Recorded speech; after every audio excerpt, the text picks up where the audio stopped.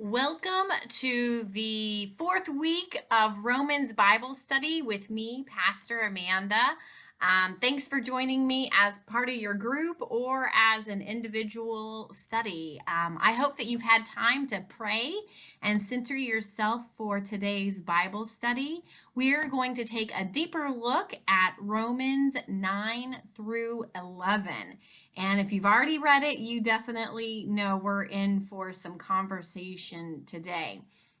So let's begin. I hope you have your journals ready or you're ready in your groups for learning and conversation and reflection today. So as we begin our time together, what we've discovered is that a lot of times Romans 9 is used as a way to say that the Jewish people are not saved. Some people will take it all the way to the point that Paul is being anti Semitic. And that is not at all what is going on here. You have to read the whole chapter and all of Romans to understand what's happening here. But in fact, what it's kind of in comparison to is that Paul is talking harshly to his brothers and sisters who are Jewish. When I think about it, the story in my life is one time my sister, she got in this altercation with some other kids, and they were like calling her names and being really mean to her.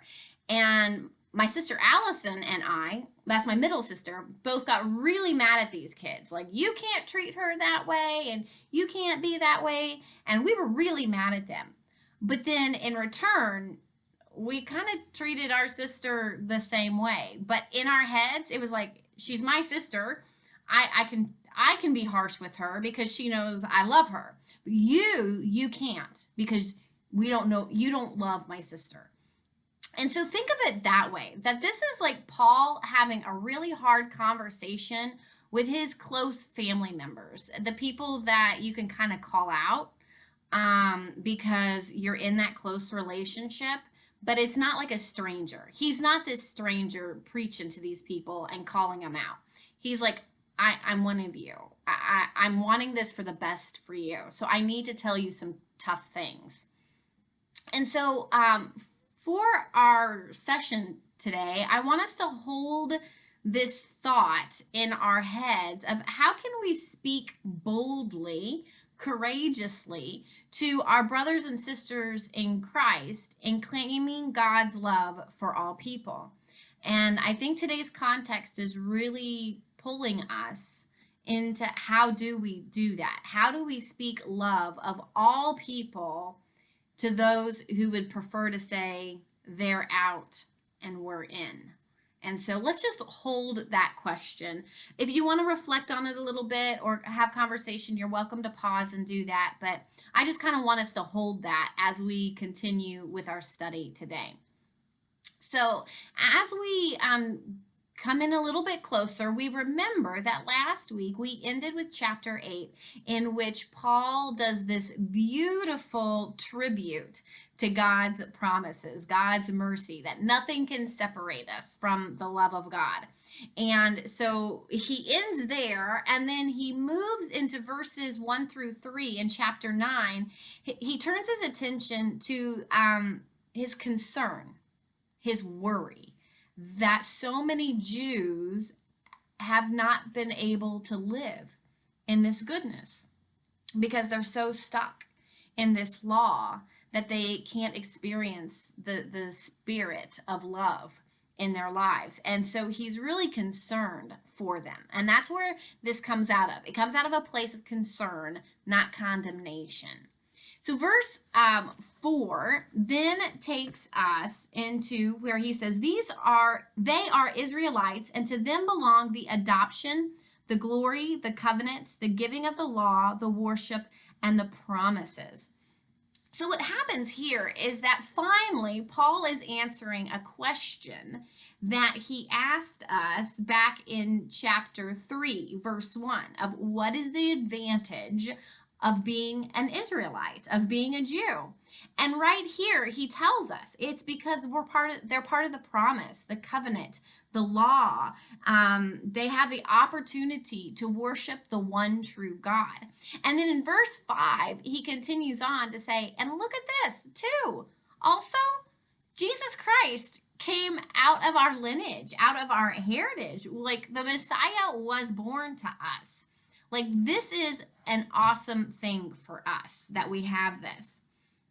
And so he, in verse 6, continues to reinforce Jesus's messiahship, even though not all Jewish people believe that Jesus was the Messiah.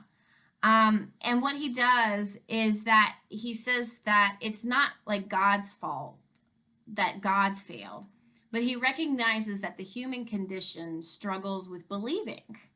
The people struggle with recognizing what's going on. And so it's not that God has failed, but it's that humans continue to misunderstand God, what God is doing in this world. And so Paul spends the next few verses speaking to how that human action or accidents of history cannot thwart God's plan. Like God's going to still get done what needs to be done, even when we make mistakes, even when we fail. And what he does is he goes in and he looks at the relationship that God had with Abraham and Sarah. And now he makes the assumption that we all already know the story. And so just in case, here's kind of a summary, but God has told Abraham and Sarah that they are going to be the parents of many generations. And let's just say Sarah and Abraham are old and no kids, and they're just not seeing it happen. So they decide to take things into their own hands. And Sarah offers up her maid Hagar, and Abraham sleeps with Hagar and produces Ishmael. And God's like, that was not my plan. My plan was that you and Sarah would be the parents of the nation. And so Hagar and Ishmael are kind of dismissed from Abraham, but Ishmael becomes his own leader. But the Jewish people are descendants of Isaac, who Sarah later on finally has in birth. And so what we find is that God's plan happens through God's choice, not our actions. So even though Abraham and Sarah's actions went off, God was able to make a choice to still enable them to live out what God's plan was. And this is kind of hard too to understand for us because we don't have all of the patriarchy in our society these days of who has the inheritance and everything. But what we also see is that God chooses who the inheritance goes to, even though culturally it said that it would go to the eldest son, which would have been Ishmael in this case. God chooses that it goes to Isaac. We see that same choice happening later on with Jacob and Esau, where Esau was the first son, but Jacob received the blessing of inheritance. And again, and it's because of God's choosing that this all works out. But God doesn't not bless Esau. It's just a different blessing. And so again, recognizing that when we mess things up, when we change the way things happen, God can still work in all of that. We recognize though that sometimes it sounds like makes God kind of sound like a dictator, you know, kind of like he's going to do whatever he wants to and everything. But what Paul continues to point out to us in later verses is that he tells us that that he is compassionate, that God is merciful, and there's a promise that's been offered to us. And so we've got to pay attention to that God's character is not going to change. God's compassion is not going to change. And so even though it feels like there's kind of this control, it's really not. It's about showing mercy. It's about showing compassion. And that it's not our works or our good deeds that um, earn favor. It's not. It's just it's God's choice as to do that. And so what we find out is that by the time we get to verse 11 in our scripture, is that this word pops up of election and for God's purpose again. So election. So it kind of sounds like for those who struggle with predestination, does God have it all figured out? And it's not so much that God's figured it out or chosen it in advance, but God's choosing it along the way. That if we mess up, God continues to share compassion and mercy to us so that God's plan can happen. So instead of punishing us, we're offered forgiveness and reconciliation. And he shows this kind of this idea that we don't fully understand what God's plan is in this comment that he has in speaking of in verses 16 through 18. What Paul refers to in these verses 16 through 18 is that Pharaoh had a hard heart on the Israelite people. And through his hard heart, eventually the Hebrew people were released from slavery and they were able to go on their way. And Paul says that God can still call Pharaoh beloved, even though he did evil things. He's beloved because through his evil actions, good happened. God was able to free the Hebrew people. And so there's this idea that even though he was evil, God can choose to call Pharaoh beloved because God's plan got worked out through it. Now that's really kind of, you're going to have to play with that one a little bit and kind of work with that. But we think about how something bad can happen. We think about, Joseph's brothers who put him into slavery, and he ends up in prison, but he finally ends up being like Pharaoh's second-hand man. But God can still choose to bless these brothers, Joseph's brothers, because even though they did an evil deed, it worked out God's plan. And we can see that happening, that because the Israel, they're still blessed. Joseph's descendants continue to be the Hebrew people. And so we recognize that God it's not our deeds that give us grace, it's God's choice that gives us grace. And so, it's kind of one of those tough things to have to figure out and learn. And then as we move on a little bit further, Paul goes again. He's still working on this. God has the ability to do things that we can't. And he talks about pottery and about how God can do what he wants with pottery. And in the context of the people originally reading this, they would have understood that there's some pottery which is meant for worship. It's used only in worship. There's other pottery that's used for normal kinds of housework. And then there's other pottery that you might use it once and then you throw it away. It's trash. And he's using the comparison here where the Jewish people see themselves as the holy pottery and maybe even the ordinary everyday household pottery. But the Gentiles are considered to be the throwaway pottery. You just toss them out. And then Paul says if God decides to take that throwaway pottery and make the foundation of the church, God can do it because it's God's choice. And that's what God's doing right now. God is taking the Gentiles who believe in Jesus Christ to create a foundation for the church that the Jewish people are considering is throwaway. And so Paul continues to like, you can't say who's in and who's out, who's worthy and who's not worthy, because God can do something bigger and better than we can. So let's kind of take a moment to kind of reflect in that and have a conversation about that. To consider, and also to kind of consider the questions that Paul is asking of the Jewish people. So first, take a moment to just, what are the advantages of being a Christian? Like, what is it that we have that makes it awesome to be a Christian? Take some time to discuss that. And then also, what are some of the ways that we have failed in covenant with God, just like the Israelites?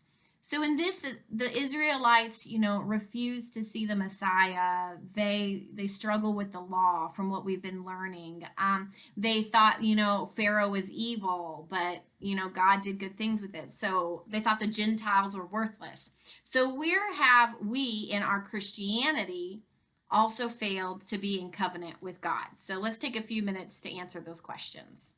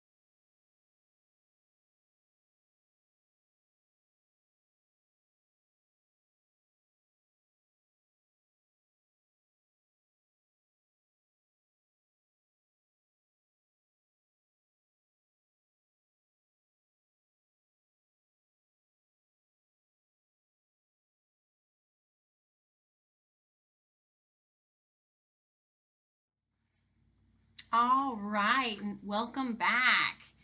So we're going to kind of move on a little bit now into chapter 10 and take a look at what's going on here. So Paul talks about another issue that is going on, that creates a problem in the relationship with God.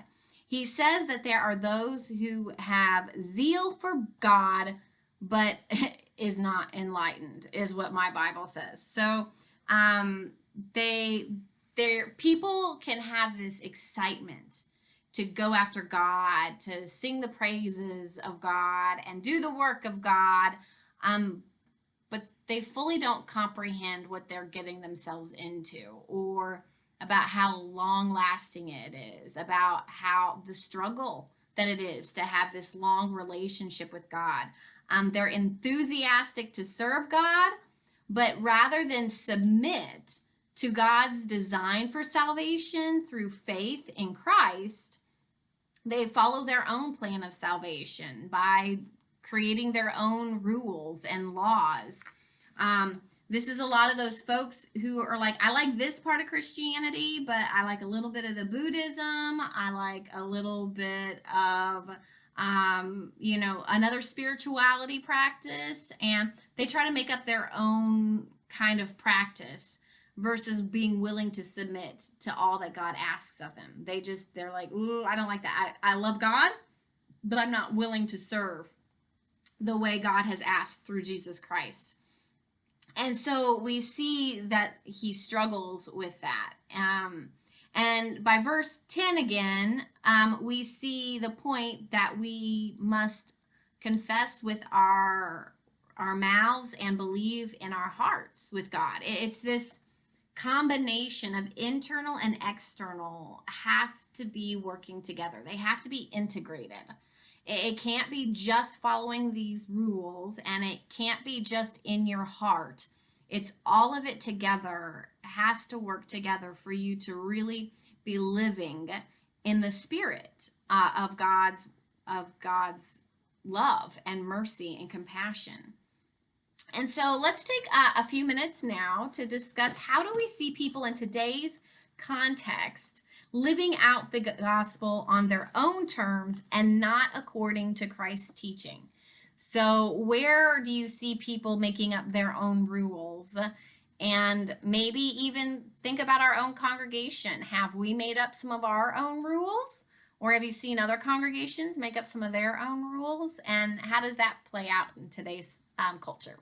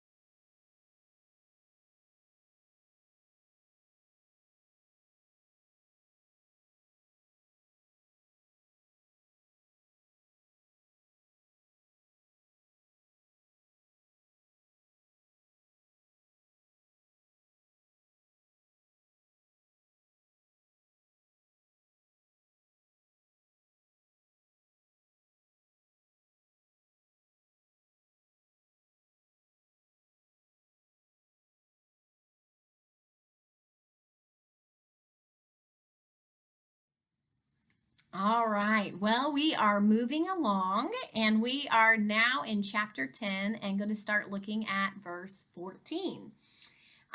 This verse 14 asks us a question. But how are they to call on one in whom they have not believed? So, what we find here is that Paul is trying to get ahead of the questions that are going on. Um, that the Jewish people want to say that they've been taken by surprise that Christ came. That's not what we expected. And what Paul then does in verses 18 through 19 is he goes on to say, no, you were warned in advance. He goes on to talk about how Moses prepared them for this, that the prophet Isaiah had prepared them, and that not only was God preparing the Jewish people at the time, but he was also preparing them that all nations would eventually be included in God's salvation. And so he quotes scripture in order to say, it's been around, it's been right there with us. In like verse 19, again I ask, did Israel not understand? First Moses says, I will make you jealous of those who are not a nation. With a foolish nation I will make you angry. Then Isaiah is so bold as to say, I have been found by those who did not seek me, and I have shown myself to those who did not ask for me. So he's pointing out that, like, they should have known this was coming. Christ was going to be made known to all persons, not just the Jewish people. And so he's encouraging them to kind of open their minds and what they see, instead of just kind of criticizing what's going on. So as Paul moves into chapter 11, he's prepared for those who will question again that preparedness. And this rejection, he said, has been something that it's like ingrained in the Jewish people. They have continually turned away and disbelieved throughout time. Like in the wilderness, they turned away from Moses. They wanted to go back to Egypt. They turned to idols many times. And so this is it's almost like it's part of who they are, is this disbelief. So he says that it makes sense that they're doing it, but they're going to need to get over it in a sense. So, yeah, I understand that you do it because this is how you've always done it, but you're going to have to, I'm going to encourage you to come along. So, at the same time, though, where he has said that they should have been prepared, that other nations would be brought in, he also kind of says, okay, Gentiles, you also need to settle down and not be boastful about what's going on here. Because you're part of this because of God's grace. You've not walked the walk. You have not endured what we have endured. And the reason that the Gentiles have been brought into the life of the family of God is so that all of the Jewish people will be won over to Christ. Think about that for a minute. The reason the Gentiles, that's us, have been welcomed into this grace is so that all the Jewish people will come over. Now, this is going to take time to do this. And we're like in that middle space now where we've got to get all the Gentiles in. And then once all the Gentiles in, then all of the Jewish people will come in. It's like the Jewish people bookend this. Some of the first and some of the last. And we are the ones that help the last ones enter into this. So we're part of a bigger plan. And so we can't be all boastful like, oh, we got in. It's like we got in because God wants everybody in. like this isn't something that makes you special. It's part of the plan. And so what Paul then goes into is verse 11, and it's a little hard to understand, but let's look at it a little closer. So I ask, have they stumbled so as to fall? By no means. But through their stumbling, salvation has come to the Gentiles so as to make Israel jealous. Now, if their stumbling means riches for the world, and if their defeat means riches for Gentiles, how much more will their full inclusion mean? So here it is. Like, the reason it's like Paul saying, the reason the Israelites had to have this stumbling block that prevented them to be a part of this is so that the Gentiles could come in. And then the Gentiles were brought in so that the rest of the Jewish people could be brought in so that there would be full inclusion.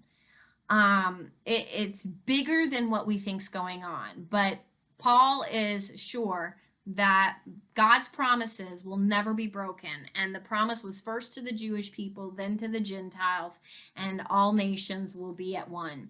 And so we see and it goes back to that even out of bad things, God can do good things, because out of their stumbling, the Gentiles have been included. And so it begins to challenge us again that when bad things happen, not that God intended for the bad things to happen, but through those bad things, God's plan is being worked out. And so it's a big concept to hold on to. So let's take a moment then to look at this in another kind of way through some reflection and conversation of how might our lives bring people back to Christ. And how might a stumbling help others come to Christ? So try to think of some examples of where you've seen that you practicing your faith has brought somebody over to Christ, and perhaps also how might stumblings, somebody stumbling might help others come to Christ. I'll give you a few minutes.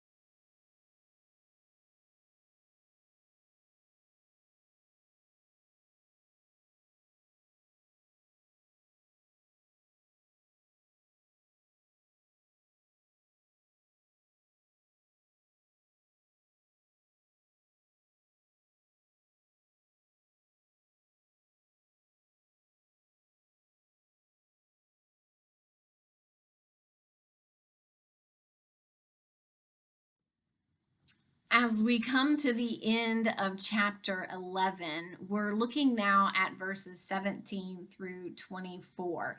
And we have this beautiful analogy that Paul uses of being grafted onto a root. And what Paul is kind of doing in here is reminding the Gentiles of their place, that they are part of something that is much deeper, and their foundation is in the Jewish people. We're not better than the Jewish people. We've been grafted on. God's promise came to the Jewish people first, and then we came after. And Paul also reminds the people that if God's willing to cut off the Jewish people for a while to graft us on, then God can also be willing to cut us off. But at the same time that God grafted us on, God can also graft back on the Jewish people that were taken off. And so we can't say that we know what God's thinking or wanting, because it's all within God's choice, God's election, not ours. We are not the deciders of what deeds are good or bad. What we are responsible for is how we respond in those situations.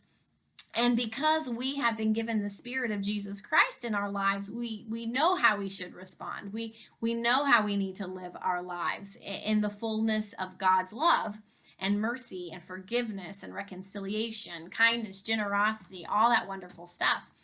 And so we've got to recognize that we're in this together, but God's got something bigger going on, and God's the one making it happen and not us. But what it really is that God eventually wants all of us to be part of the same root. And so we can't think that we're better than Jewish people who have not believed yet, because God's working on it. It might be through our lives, but it's not our responsibility really to make it happen, but we are to live our lives in a way that make people jealous, that they want to have what we have. They want to come over. Not that we make them come over, but that they want to come over and into the life. But the salvation is through God's work, not our work. In verse 28, we find that Paul says this, and again, this is one of those tricky ones. As regards to the gospel, they are enemies of God for your sake. But as regards election, they are beloved for the sake of their ancestors, for the gifts and the calling of God are irrevocable. So again, this is saying that if we look at their actions according to the gospel, it's evil. It's evil actions. Yet, in getting God's plans done, God can say, you're blessed, because you got things moving. And in today's context right now, I think we struggle with this, especially when we think about our protests that have started turning into rioting. And what happens is this rioting is violent. The protests kind of there, and yet what we're realizing is that we need to speak out against the violence, that this can't be the way we do things. And so we're finally through this speaking up where we haven't in the past. I know this, it's really hard to understand, but the officers who killed George Floyd, their actions are evil in the eyes of the gospel. What they did was evil, and we have to speak out to that. But we weren't speaking out to their evilness prior to this. And so there is a way that God can still call those men beloved, because it finally put our country into some kind of action and recognition that we have issues we haven't dealt with for hundreds of years. And we're not the ones to make that judgment call. but we are to recognize their actions were not of the gospel. So we have to now stand up and speak to love and justice and compassion and mercy. And then God will handle out the details of can God use that, their actions? Can God make something happen out of it? And that's it's a tough conversation to have. And so maybe you all can dive in a little bit deeper or reflect on that. So take a moment to consider how can someone do something evil help us to understand the gospel in a deeper and better way. So take a minute to talk about how evil acts can help us become closer to the gospel.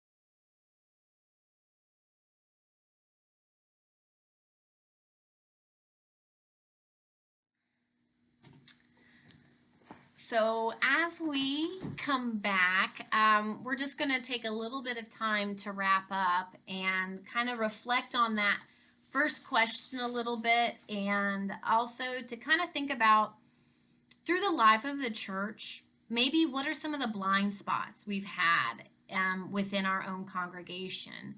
And maybe it's not very pronounced, but or maybe it's in little ways, or maybe it's generationally. There's things going on. It's hard for some churches to accept a female pastor. There are still churches that struggle with having a black pastor.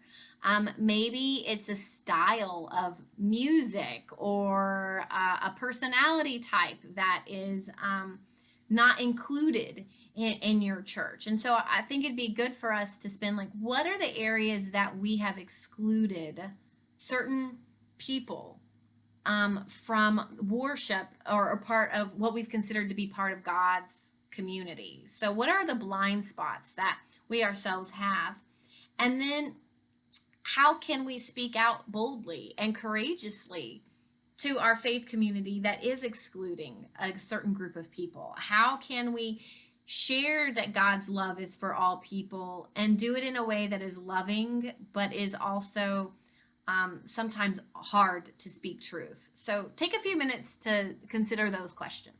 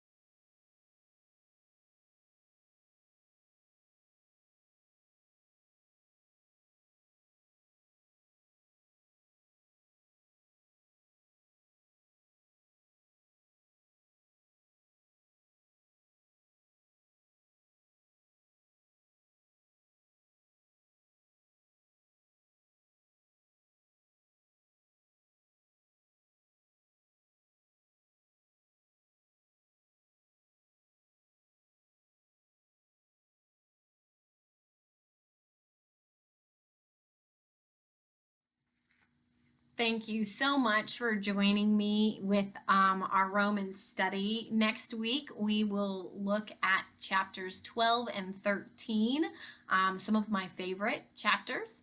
So I look forward to getting to spend time looking closer at those verses together. And then also, I want to leave you with one final thought that God alone faithfully and mercifully chooses all those who call on God's name to receive salvation. And that is a blessing, that it's all in God's hands and not ours. And I hope you have a wonderful week, and I look forward to spending time with you next week.